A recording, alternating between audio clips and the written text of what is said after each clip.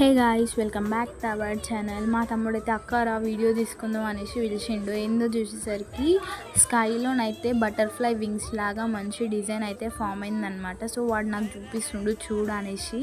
నేనైతే అది చూసిన. ఇంకా మా తమ్ముడిని పిలిచిన, అరే మొక్కలు పెడదాం దారా అనేసి.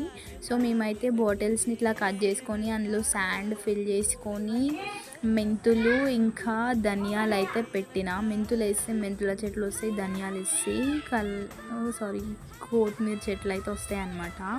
సో నేను మా తమ్ముడు అయితే ఆ చెట్లని పెట్టి ఇంకా మంచిగా వాటర్ పోసి అయితే కిచెన్లోనైతే పెట్టిన. సో చూద్దాం ఎంతవరకు ఆ చెట్లు అనేసి వచ్చేస్తాయో మనకి. అండ్ ఇవైతే మన బాటిల్స్ని మనం పాడేయకుండా ఇట్లనైతే యూజ్ చేసుకోవచ్చు. అండ్ నేనైతే ప్రాసెస్ కూడా చూడండి.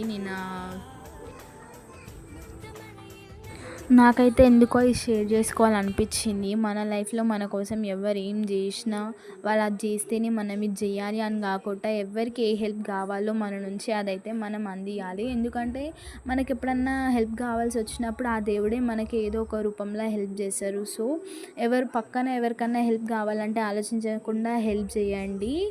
అండ్ మన కోసం ఎవరో వస్తారు ఏమో చేస్తారో అని కాకుండా మన కోసం మనమే స్టాండ్ తీసుకోవాలి, మన కోసం మనమే నిల్చోవాలి, మనకు మనమే ప్రేమించుకోవాలి.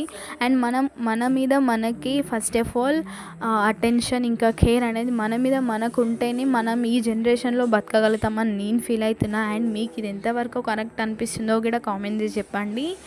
అండ్ మీరు కూడా ఇంట్లోనే ఇట్లా మంచిగా చెట్లు పెంచుకోండి గాయ్స్.